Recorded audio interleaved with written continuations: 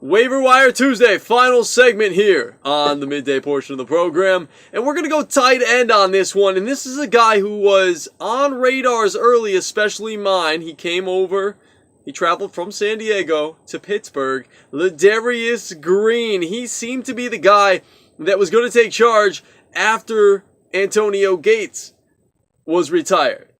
But they moved him to Pittsburgh, and he signed with Pittsburgh this offseason, and he looked like he was going to be in line to be the starter. He was going to take over for Heath Miller. He was going to add to a prolific offense. And he ended up having ankle surgery in the offseason, which has taken a lot longer than some people anticipated. And they had to put him on the PUP list, and then there was some concern about whether or not he was having concussion issues, and that was what was holding him back.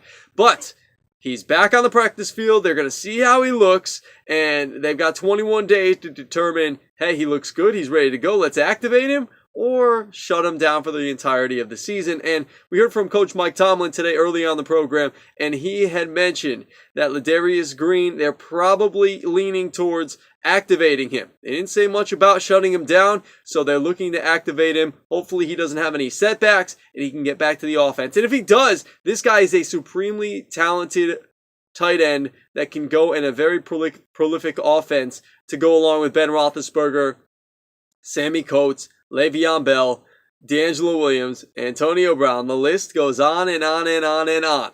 And if Big Ben is back and healthy, this guy could do some real damage, especially around the red zone.